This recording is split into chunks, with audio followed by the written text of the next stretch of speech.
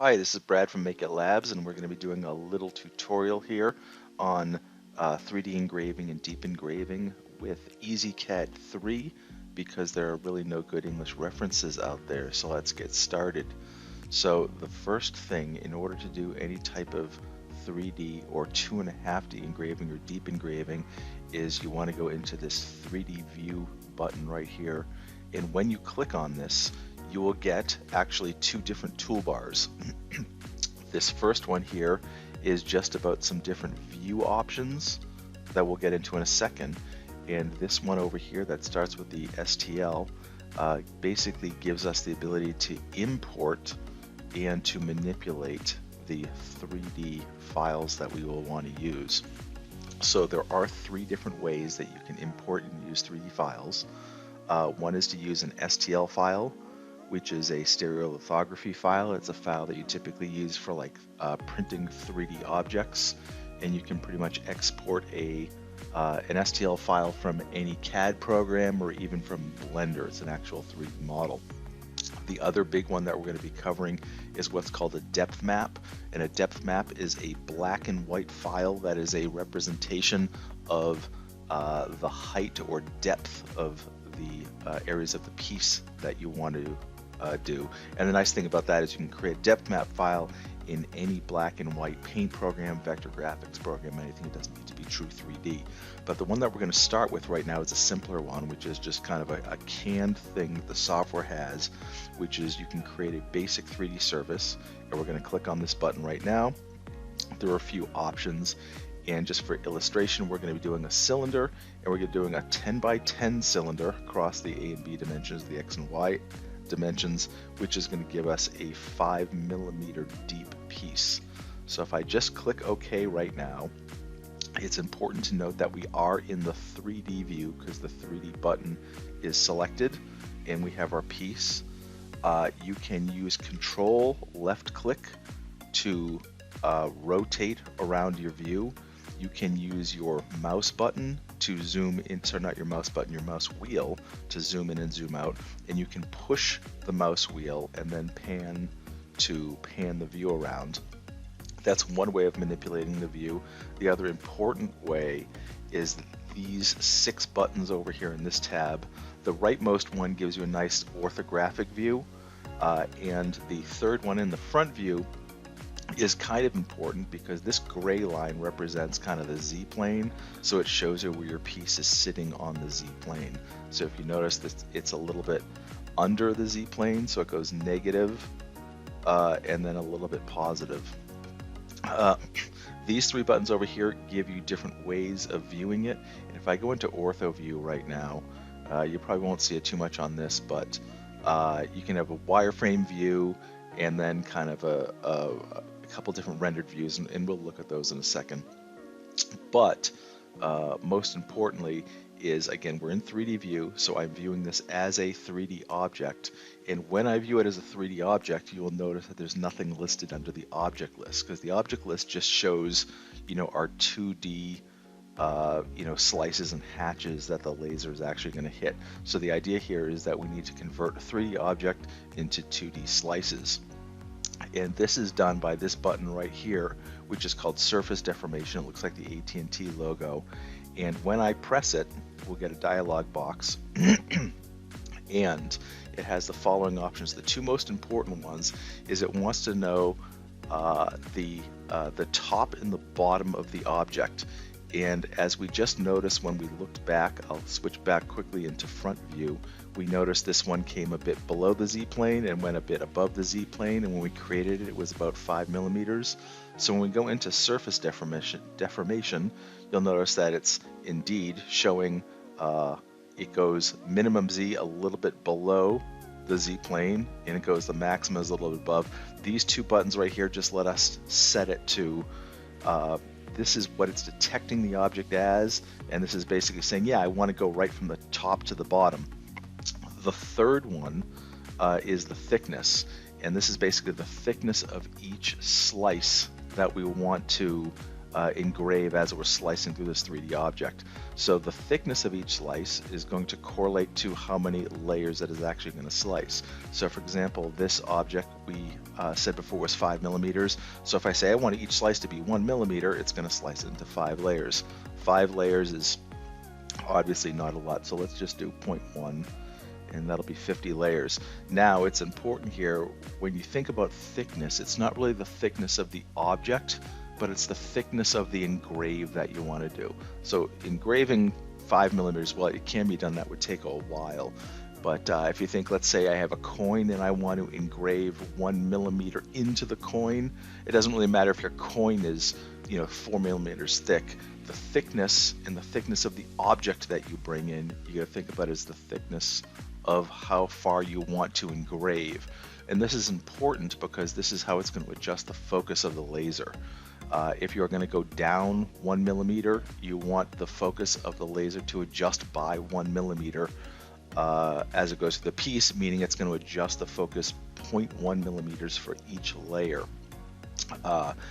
One thing that's really important is that I'm going to hit OK right now, is that there are some tools here that you can use to move the 3D piece around before you slice it, and you can rotate the 3D piece before you slice it, but you cannot resize it. So you really want to make sure that in particular your depth is correct when you are importing your piece, because you won't be able to change the depth. Anyways, so we went into here, we said from the top of the piece to the bottom of the piece, we selected the number of layers and the thickness per layer, and when we hit OK, now this object popped up in the object list that we're actually able to laze. And if you click on this, you'll notice that it comes up with this dynamic hatch setting, and this should always be checked.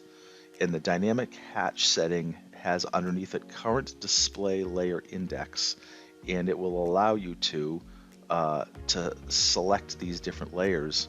And when you do, you'll notice this thing pop up. What I'm going to do is I'm going to switch into isometric view right now, and maybe I'm going to go into wireframe just to make things a little bit easier to see. When I click through these layers, can you see it? You might not be able to see it. You can see it a little tiny bit. There we go, zooming in. So when I click through these display layers, you'll notice that there's kind of a plane in here, and each time I click up on it, it moves up. So this is showing what the laser is going to laze at each one of these layers. And if I come out of 3D mode right now, so this is just my regular 2D mode, I can go into layer 1, and it's going to show me that at layer 1 it's going to laze. So if you think about what this half cylinder looks like, at the bottom of it, it's pretty thick, and as I go up higher in the layers, it starts getting thinner and thinner and thinner and thinner. I'm at layer 30 almost. So if I go back into 3D mode, in ortho mode, you can see, so it's moving up, and it is saying what it is going to laze at that layer. And all that is correct for each of these. You might be saying, well, wait a minute, I don't want to laze the piece at that layer, but I want to, for example, say I was engraving a coin, and I want to leave this piece in the coin. So what I really want to do is I want to laze around this piece to carve out or reveal this. So that the way the software does this is, I'm going to come out of 3D mode. So when you're out of 3D mode, you're only displaying the stuff in the object list and the layers there. When you're in 3D mode, you can display both the 3D geometry, and I'm in wireframe to kind of make it a little bit transparent, and the layers here. But outside of 3D mode, what I want to do is I want to define a contour around this piece that we're going to be lasing. So if I click the circle tool and I draw a tool around it, And let's say, for example, so I'm going to click on the circle, and I know, let's say I have a 1-inch coin. So I'm going to put in 25.4 millimeters by 25.4 millimeters. And if you hit C, it will center adjust it. I'm doing this weird screen sharing right now where the C button doesn't work. But if I hit apply, now I have this 25.4 by 25.4 circle around my 10 millimeter piece. That's big. I'm just going to shrink it down for fun, but you get the idea. Let's say this is the size in the geometry of my coin. The important point being is that, so now what I want to do is I want to engrave the coin but leave this 3D object in the coin that we were talking about. So the way that we do that is we select the slicing tangent of the object that we want to leave, and this is very important, so you got to get this right, there's an add contour button. When you click the add contour button and then you click the circle, you'll notice briefly there was a little flash in a dialog, and now my circle went away completely, leaving only the slicing tangent there. Now the important part is when I go into the layers and I display these layers,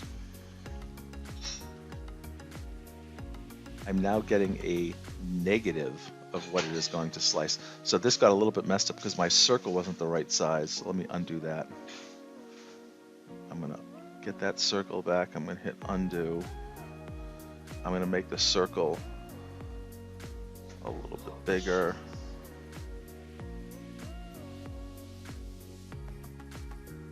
It doesn't interfere. And then I'm going to go into slicing tangent. I'm going to add contour. I'm going to click the circle. And when I start flipping through these layers, now you'll notice that I'm going to go back to layer 1. And when I do, so when I go to layer 1, you notice it's engraving the whole coin except for the cylinder that I had. And this is at the bottom layer of the coin. So as it starts moving up higher and higher, it's going to start narrowing in, and you can see it in a second, starting getting narrower and narrower. It's going to start narrowing in on that cylinder until it reaches the top. So this is how you now make it so it is going to start carving the positive out of the coin rather than the negative out of it. Now second, we're going to try a 3D file, which is an STL file or stereolithography file. And this file is a little bit, I made it a little bit thicker just so you could see some of the features and stuff a little bit better. It's a B, and it's got got like a compass rose around it in a circle. And I think this is actually thick. It's around 11 millimeters. Like I said, we would never actually want to, well, I don't say never, but I wouldn't want to engrave a coin that's actually that deep. So what I'm going to do is, again, I'm going to go into 3D mode, but this time under import, rather than creating basic shape, I'm going to click the STL button. And when I do, I am going to, let's see if I can find that file, which is right here. And when I open it, so again, it comes in. Now, especially for better 3D files like this render view line mode is good. Sometimes there's a wireframe mode, but there's a few different modes that you can view it in. Again, you can control drag left mouse button to pan around. You can use this button here to get a good ISO view.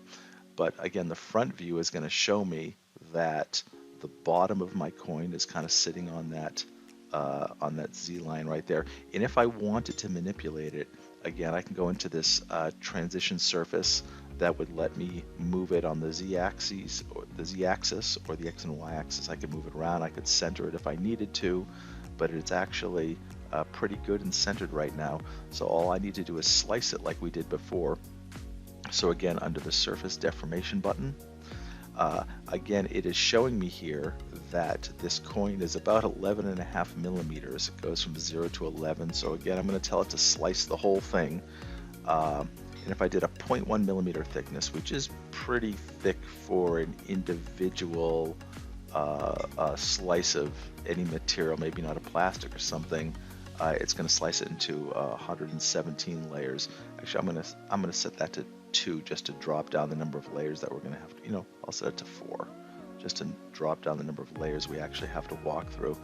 I would advise not setting either of these.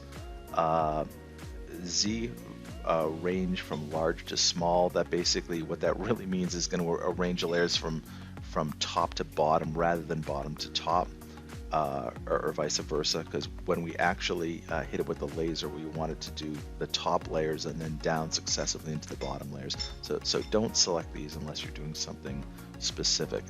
Anyways, that's about 11.5 milliliters, 30 layers of a 0.4 thickness. If I hit OK, as we saw before, and if I go into wireframe mode to make things a little bit easier, I can walk up again, clicking these, and you can see that black line that's cutting through my 3D object, showing me if it were to laze each layer, what it would be lasing.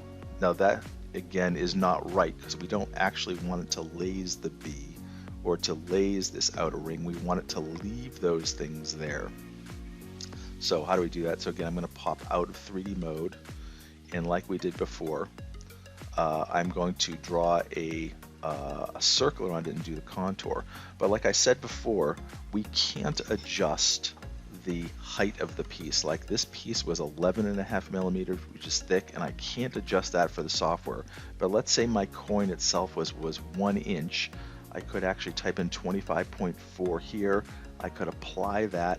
So now I've actually made this coin like a 1 inch coin. I'm actually going to make this a little smaller. Let's say 23 inches. And so now when I actually apply a circle around it, I can make the actual circle, which is going to be representing the coin itself. I can make that 25.4. I'm going to, again, you can use C to center it automatically, but I'm just going to type in 00 here. And what I usually like to do here is I have circles selected, so I can do show contour and hit red and get that red outline on the laser to line my coin up properly under the laser at that point in time. But anyways, again, the point is that when we do, and this doesn't really appear to even be, properly centered, but anyways, good enough. When we get that, we want to select the slicing tangent. We want to hit the add contour button and make sure we click on that circle. And when we do, we get that little flash of the dialog. The circle here goes away, and we're going to start down by layer 1. And now when we start walking through these layers, we see what we actually wanted to have, where the laser isn't lasing the bee, it's lasing around the bee and around the images that we want to keep. And as we keep climbing up and up layers, notice my compass rose is getting smaller and smaller because it's sort of revealing near the top of it. And that's going to go all the way top, and the bee is going to stay there the whole time. And notice down on layer 1, we had those those other weird little electrical artwork down there, which is just what we had. So using the add contour to invert the image and to resize it properly, to not cut the STL file, but to engrave the area around the STL file, that's really what we want to do. Notice now if I look in 3D view, it doesn't look right, and the reason is because we resized the slicing tangent around the actual layers. But that is actually how you invert the piece so it will engrave correctly. One thing I do want to point out, and as per usual, when you have the slicing tangent, it is going to slice in accordance to A, what the hatch settings are.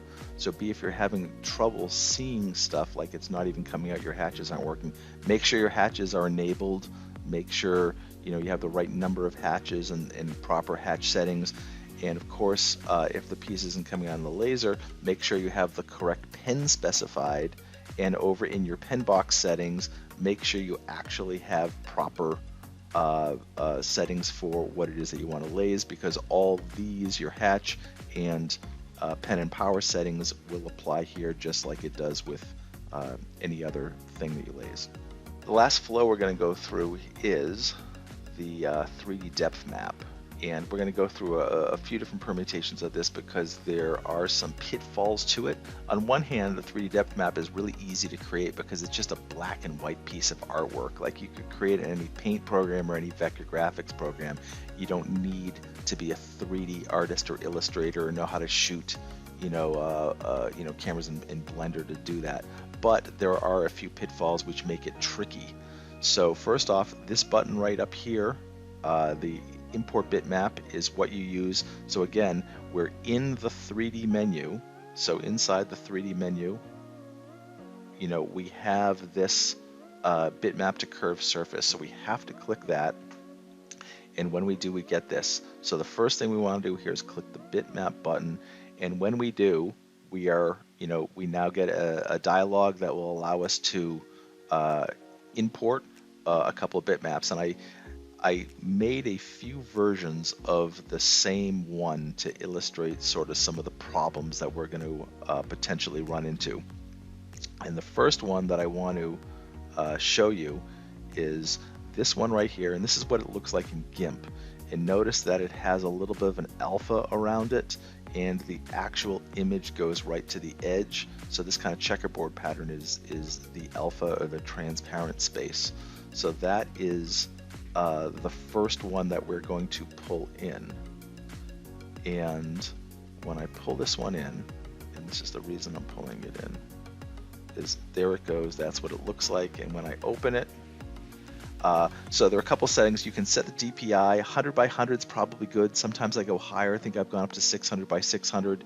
Size, you can resize. Like, again, if I was doing a coin, I could put in 25.4, or I could put in 23 if I want to undersize it on the coin. Again, like I said before, it's very important that you have the height set correctly for the 3D object you're pulling in.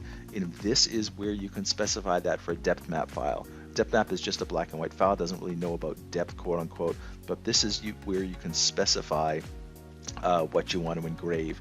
And the idea that's important here is, remember that as the laser goes down slice by slice by slice, it's going to be dropping the laser down a little bit to cut in. And if you give it a wrong number and it's going down the wrong amount for how much material it's actually taking off per layer, it's going to wind up defocusing the laser. So if you're going to be doing an engrave that's a millimeter, put in a millimeter. If you put in 10 millimeters, the laser is going to go down too fast. So you might not know exactly how much material is going to take off per slice. So the idea is, take a wild guess at how much you think it's going to do. Try it the first time, see what it actually did, and kind of course correct. But anyways, the idea is put in a DPI. You can start as 100, you can even go higher. And here's where you can correct your size and your height. And when you have done that, after hitting bitmap and telling it which value you want to use, hit the refresh button. And when you do, you have a little window here that you can get a quick view of what it is that you've pulled in. And we can see our little coin, and you can kind of see it did get the depth map, and it did understand the depth of it, although it's inverted. And so we're gonna look at that in a second. But anyways, we hit OK. It's pulled into here. Like I said, this rendered view sometimes looks good, and ortho view can sometimes do it. But the important thing is we want to use this slice deformation. And when we do, so we told it was going to be a 1-inch thing, so we have 1 inch. And let's say we're going to do this as, I don't know, let's start it as 20 layers for now. So I'll put in like 05, and it gives us 20 layers. Again, don't select these check boxes. And when I hit that, I'm going to pop out of 3D view and go right into looking at it in 2.5D view. If you notice right off the bat, there's this weird kind of triangular artifact that happened in this file. Okay, So this is the first mistake that I just want to call out. And the reason that it's doing that is because if I go into my original GIMP file, we'll see this had some alpha to it. This had some transparency to it. And this confuses EZCAD. So, tip number one, or rule number one, is do not use any alpha layers. Do not use any transparency in the artwork you're pulling in, because it will confuse EZCAD. And if you see this kind of like inverted masking type of thing going on, check your source file, make sure there is no masking or no transparency to it. So moving on, I'm going to go back in, and I took that same file and I made a corrected version in which I have removed the alpha, so I made it just totally white around there. And so when I bring that in, I'm going to use all these same settings. I'm going to refresh, and now when I look at it, I have something that looks pretty coherent. And when I hit OK, so good. So I'm going to slice it again. Again, it goes from 0 to 1. I'm going to try it another 20 layers. And when I pop out of 3D mode and I start walking through it, now you'll notice right away, it's important to note that how do we want this to slice? So when you're working with these 3D things, it's important that you have an understanding of what you want the laser to do, and that when you walk through these lasers, it's doing it. So the idea again is I have this light bulb, and I want the top of the light bulb to not laze.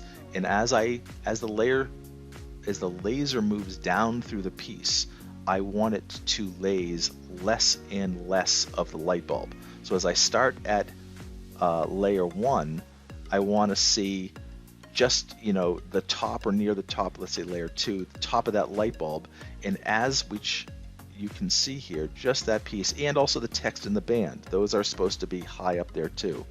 As I start increasing the lasers, so the layers, and moving down through the piece, it's revealing more of the sides of the bulb and revealing more of the text. If we look at that in 3D, which might be hard to see, but we'll see if we can see it, and we'll turn it into a wireframe, which is a little bit easy. So again, I'm going to go back down to layer 1. So again, layer 1 is going to slice the bottom of it, and as it's moving up, now you can see the piece itself is inverted. Unfortunately, it's the software. But the important part is, as I cut each layer, it is revealing more and more of the bulb. And that is what, in fact, is supposed to happen. It's not lasing the bulb, it's lasing the area around the bulb. So as the laser is doing that, that is what we want to see. So if I were to now run this job, I would expect it to work properly. So let's look at one more piece, and that is one more variation on it. I'm going to go back into 3D mode. I'm going to import the bitmap, and I have basically a so the ones that we were looking before were kind of white on black. This one is black on white. And I'm going to leave all these settings the same. I'm going to hit refresh, and when I pull it in and we look at an ortho view of it, notice that this looks correct. Like the bulb comes up, the text comes up, which is kind of what we want when we're looking at the piece. Now, so if we go in and we slice this, and I'm just going to come right out of 3D view. And now we start walking through the slices. We'll notice that the lower slices, wait a minute, it's slicing the bulb, or it's lasing the bulb, and it's lasing the text. And as we do that, it starts lasing more and more text, and it's still lasing the bulb, but as we go up, and it's going to lase less and less and less of the bulb. And if you think about what the laser is going to do, is if at each layer it's lasing, it's starting from the top of your coin and moving downward and lasing more of the center of that bulb. It's gonna carve out the bulb rather than reveal the bulb. So this is like the opposite of what we want the laser to actually do.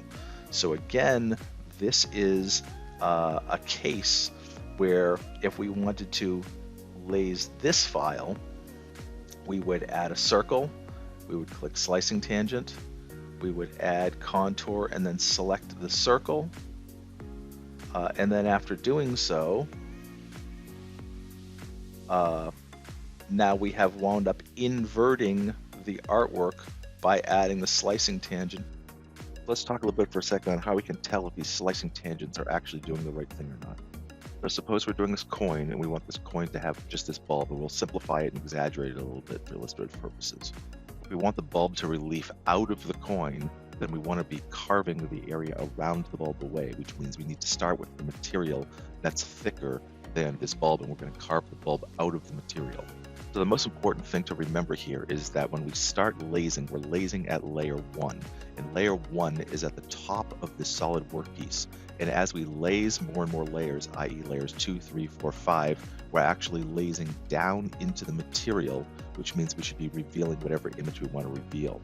So again, the higher layer numbers means we're lasing downward into the material. Remember, the laser cut software, when we're looking at the layers, the black is the hatches, the black is the lasing lines, the black is what is being lased away. So we're going to show that as black here. Now remember, as we start at layer 1 and we go down, i.e. we go up in the layer numbers, we want to start to reveal the bulb, and as we go through more and more layers, we're going to reveal more and more of the bulb. That means that we're going to start with a lot of black and reveal less and less black, but more of that piece that we're actually lasing, which means we're going to be revealing more white as the layer numbers start to go up. And as we get to our highest layer number, we should be able to see our entire image. Now the image, remember, should be revealed more and more as we laze down through higher layers. If we're ever seeing less of it, that's implying that the layers undercutting the piece, which isn't really possible. So it's really important to understand what you should be seeing here and what you should be expecting, and when to know something's going wrong, when your image is inverted, or when you actually have the Z order in the wrong direction. So that was almost right, but not quite. So notice that as we do the first layers like 1 and 2, it in this case is lasing the numbers, or rather the areas around the binary digits and the PCB traces. And as we move up and we do more layers, the laser is now coming down and it is lasing away more and more of the bulb, which is correct, but long story short, the order is the opposite, because we want, as the laser moves down, to take away more material, and then on the final layers is where we want it to start reveal those PCB traces. So the remedy for that, I'm going to erase this slicing tangent, and I'm just going to go back into the 3D menu. We already have the 3D artwork pulled in, so we're just going to reslice, but this time when I reslice, I'm going to use this Z values range from large to small, and large to small is really not accurate. It basically reverses the order that the layers are sliced. So when I do that, and I now get a slicing tangent, and like we needed to before, because this piece was being inverted, I need to put a contour around it, select slicing tangent, add contour, and select the circle. Circle, if you don't quite click it, it's not going to do it. There we go. And now as I start walking my layers, again, it's not going to do the tip of the bulb. This is the laser starting up, cutting down into the piece. Every layer, it's cutting more and more around the bulb, which is what it's supposed to do.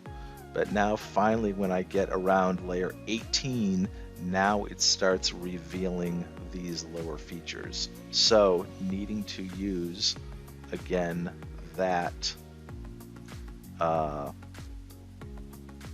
that Z range value to invert the order of which the layers are actually sliced as the piece goes down. So I hope that gave you a little bit of an idea, again, with STLs, 3D bitmaps, and even just general basic shapes, how to do it and how not to do it. This has been Brad from Make It Labs. Thanks for watching.